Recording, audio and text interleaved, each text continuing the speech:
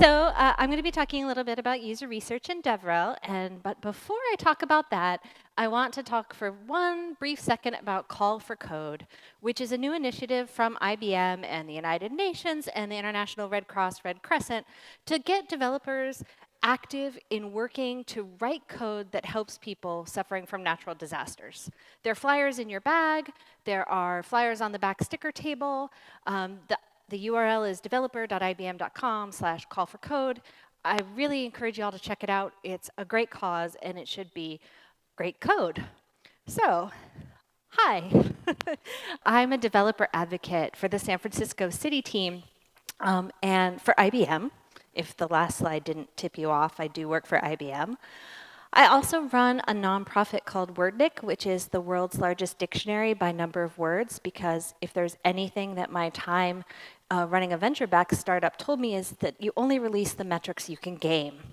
So we do have actually 10 times as many words, real, legitimate English words, as the next biggest dictionary. So if at any point during this presentation you feel like, oh my goodness, I must tweet this, that's my Twitter handle, Erin McKean. And so I also will mention a couple of things during this talk, and to keep you from having to scramble for a pen or take out your phone or laptop to write things down, I've got it all at this URL. And if you would like to reserve judgment and not take down this URL until you hear what I have to say, that's perfectly okay. I will show this to you again at the end. But I just wanted to let you know ahead of time, to fend off the scrambling. So a lot of you here are very seasoned speakers. You've given a lot of talks. So I know that there are two kinds of talks. There are the talks where you are an expert and you're just sharing your knowledge. And there's also the talks where you really wanted to learn about something and you also needed a deadline to get you to learn about it. This is that kind of talk.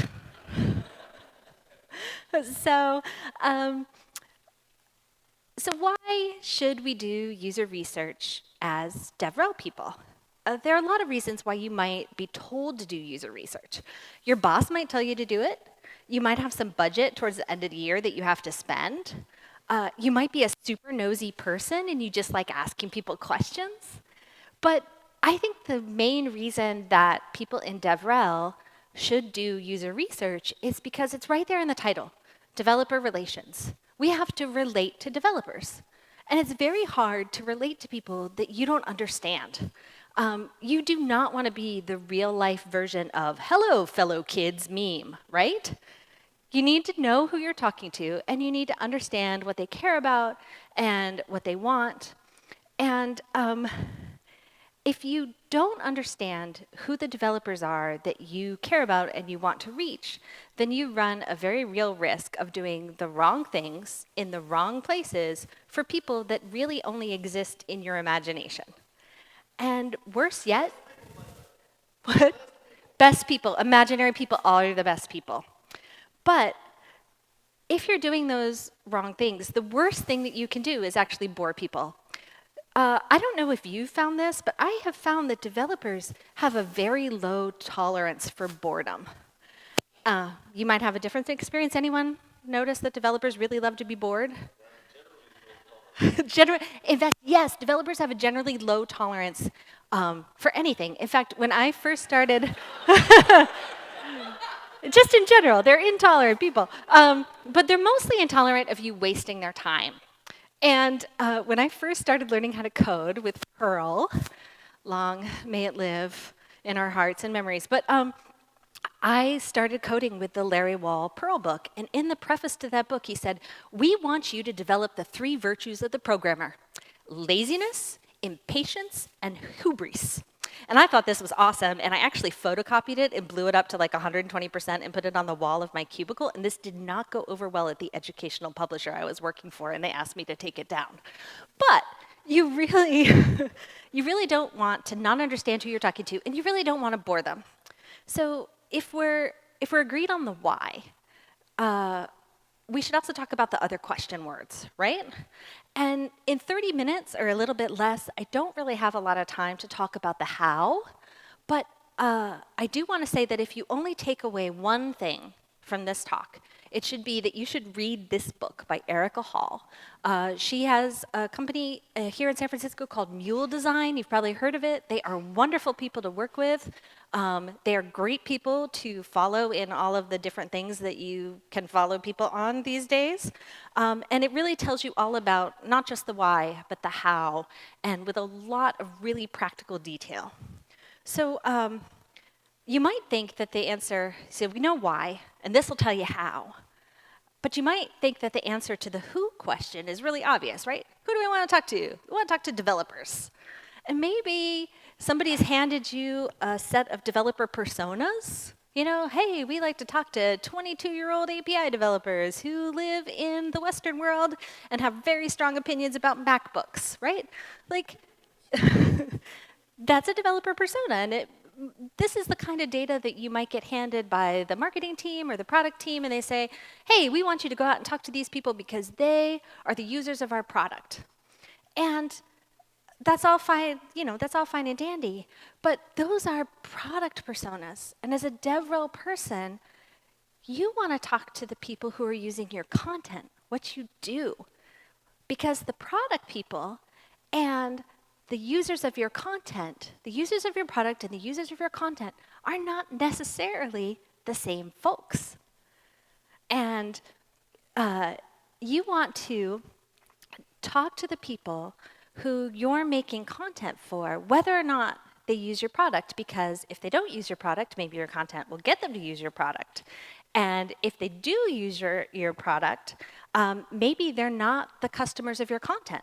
They might be more beginner, they might be more expert, they might have a totally left field use case that you have no conception of, and you won't know unless you talk to them. And the number one thing to remember about who your developers are is that they're not you. You are not your developer. And that's really hard to remember in DevRel because a lot of people get into DevRel because they do love the product. And they do love talking to developers, and they love reading blog posts and going to talks and watching webinars. Everybody loves watching webinars, right? But it's hard to remember that you're not the user of your content. And personally, that's really hard for me sometimes because before I started talking to people about how they liked to learn things, I loathe video. I don't like watching it. I don't like being in it. I think too many years spent working on reference books just totally merged my brain into some other direction. But the people I talk to love video. They love learning from it. They love watching it.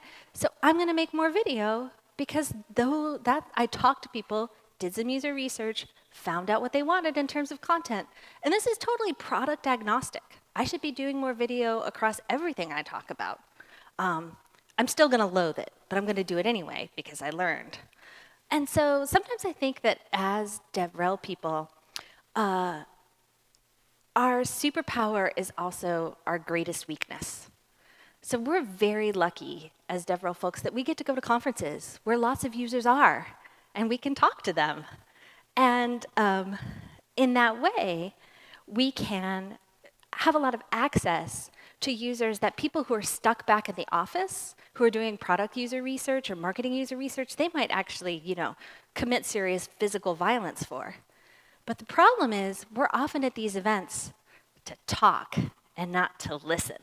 And that's the weakness of being in DevRel, is that if you're at an event to talk about how great, whatever thing you are that you talk about is, then you actually have to step back and make time to listen. And the other weakness, I think, of being in DevRel is that we have a tendency to forget about the developers who aren't in the room. Because we're talking to so many people all the time. We have to actually consciously stop and say, oh, okay, who's not in the places that I go to? Who's not coming to our events? Who's not at our lunch and learns? Who's not signing into our webinar? Who's not coming to our blogs? How do we get out and talk to those people who are invisible to us right now? And if you only talk to the people who show up to talk to you, you're going to miss out on a lot of insights. You are going to have to go somewhere else. I really love this. This is a bar. so that you have plausible deniability. So if somebody asks you, hey, were you in the bar? You can say, no, I was somewhere else. There's another bar in Chicago that's called The Office for the same reason. Where were you so late? Oh, I was at the office. So now I know that paradoxically, a lot of people in DevRel are actually introverts who just dress up in extrovert costumes. And it can be hard to talk to people outside of the framework of a talk or a tutorial or a demo. But that's totally normal. It's hard to talk to strangers. People, they shy away from it. So you can do what researchers have done for centuries. You can bribe them with stickers. As we've heard earlier today, stickers are the #1 incentive for people. And I don't just give away Semicolon Appreciation Society stickers because I love and respect the semicolon. I give them away because it gives people an excuse to come up and talk to me and ask for one. And this is completely, disassociated from the products and the services and the technology that I talk about, except for JavaScript. But this gives people who wouldn't normally come up and ask me a product or a technology question an excuse to come up and ask me for a sticker. And that breaks the ice, and then I can ask them questions. Why are you here at this conference? What are you interested in? What do you like to do? What's a big problem for you? Because once you're at an event, it can be really hard to switch off from evangelist mode to listening mode. And this gives me a physical remembrance, a trigger that says, oh, I'm going to give this person a sticker, and then I'm going to ask them a question. And usually they just got something, so they're super happy to be asked a question as long as it's a normal human question. Because don't ask them questions like this. Don't ask people, what do you want? Because if they want you to like them, they will tell you something to make you like them. And if they hate you, they will tell you something to make you go away. And you will get no good data, no insights, no knowledge for this question at all. Instead, be curious. Ask them what they do every day. Ask them what their last commit message was. Ask them what their last bug was. There's so many questions that you can ask people that are not tell me what your API management solution is, and how do you feel about it on a scale from 1 to 10? Don't be a human survey. Be a human being. Be curious about other people. It is fun. And don't solutionize, right? They tell you about something, what their latest bug was. They tell you about a tool that they love, but it has this problem. Literally, stand in front of a mirror and practice your oh wow face. Oh wow, that's really interesting. Tell me more about that. Do not jump straight into the, oh, you know what you should do?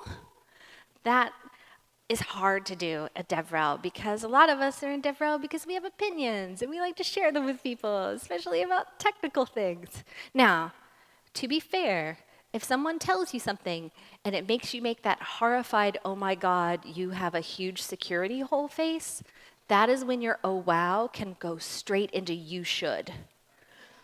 I mean, I'm not saying that for the sake of your data, you should avoid telling people how to solve really serious problems that you find out about in the course of discussing it with them, but your first instinct should not be to solve their problem. We just want to hear about what they like, what they don't like, what they're into, what their lives as developers are like.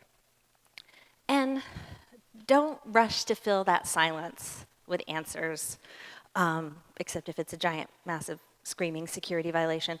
But try to dig for greater understanding so you can say, oh, okay, I hear that you're saying that you like to use the OpenAPI spec for generating documentation, but you don't use it to generate client code. Oh, that's really interesting. Tell me more about that. Instead of being like, why wouldn't you use it for client code? It's awesome for client code. You just want to elicit instead of prescribe. And because your goal is not answers. Your goal is not answers from them. Your goal is not answers to them. Your goal is to find new and interesting questions. Because when you first start hearing from developers or users, or probably you're already doing this now, the instinct to take what you've just learned and run straight back to your laptop with it and turn it into something tangible, like a blog post or a demo or a strongly worded email to the product team, like that incentive is really strong. But I would say, wait, stop. try to set some quantitative goals for how much user research that you do. Maybe it's a certain amount of time that you spend at every event or every week. Maybe you want to have a goal of talking to a certain number of people, although try to make that like a human scale goal, because obviously if you move robotically from one person to another because your goal is to talk to 25 people at an event, that is more on the human survey side and less on the human being side. But if you're going to a lot of events, see if you can block out time in your schedule, not just to be at the booth and not just to give your talk or your demo, but time to just be in the hallway and talk to people. If you can't get out of the office in a particular week, try and do some virtual user research. Maybe hang out on Slack, ask questions of the board people who are there. Maybe do a little skimming of Stack Overflow and eavesdrop on people's problems. And when you've got this information from users, write it down. This is your excuse to use every single color of sticky note that there is, and I know you want to. And also, there's an obligatory rule that any talk about user research has to have a slide of sticky notes, so I would like the auditor in the back to check that I've met this requirement. Awesome, thank you. And don't be in a rush to try to make sense out of this information. Just let it kind of congeal naturally. If you do feel the need to start grouping immediately, I find that one group that I really like is to try to group all the different tidbits of information that you've gotten by the name of the person at your company who would really be excited to hear about these things. If you cannot think of anyone at your company who would be really excited to hear about these things, that is also user research, but of a different kind. And it may drive different decisions on your part. But once you've got this information kind of written down, don't feel like you have to be a stenographer when you talk to people, right? Maybe when you get back to your hotel room or get back to your office, write down little snippets like, oh, I talked to Sarah, she is a JavaScript developer, she's really interested in frameworks for APIs, and she loves testing. Like, just think about what you've heard from people, and if they have anything else to tell you, write that down as well. Because if you're patient, what you will get is more interesting, more exciting, more leading questions that will take you to where you feel like you need to go. And sometimes when I'm thinking about grouping things, I group them by what new questions does this piece of information generate. So if I've got a whole bunch of things that all seem to be about the same thing, and they all make me want to ask the same question, then I put those together like that. But at the same time, you really don't have to think about, oh, if I'm going to do user research, man, it's going to have to turn into like a 10-page written paper or an hour-long death by PowerPoint meeting with a whole bunch of managers or some other like quote-unquote deliverable that makes you just not want to talk to people at all because you don't want the eventual work that might come out of the other end. But the nice thing is that you don't need to do it for any of those reasons. You can just do it for you. You can talk to people to learn more about things that will make your own work better, aside from the product, aside from the technology. But how can you make your own talks better, your own blog posts better, your own demos better, just through the stuff that you learn by talking to people? Now, talking to people, as we mentioned, as I mentioned, it can be scary. Sometimes that scariness depends on the person you're talking to, but after a while, you'll get a good feeling for people who are scary to talk to and people who are not scary to talk to. But it can also be scary for other reasons. Like when you're giving a talk or a demo, that's a very different power differential than one-on-one conversation. And it might be hard to let go of that, to stop being seen as the expert, right? And instead have a more human connection, maybe a less technical connection to people that's very different from being up on stage. And sometimes you might hear things that you don't like, not just that I'm not super thrilled that people love video. Like, what are you thinking, people? Text is so awesome. But you might hear stuff that just like personally makes you feel bad. I once asked someone after a big conference, like, oh, So was there anything that you found distracting about the speakers? And I was totally sure that they were going to mention the guy who had his shoe untied the whole talk, which I found completely distracting and very hard to watch. And she said, no, I really don't like it when speakers have wacky glasses. And I was wearing bright green glasses at the time. And I was like, oh, I can see how that might be distracting.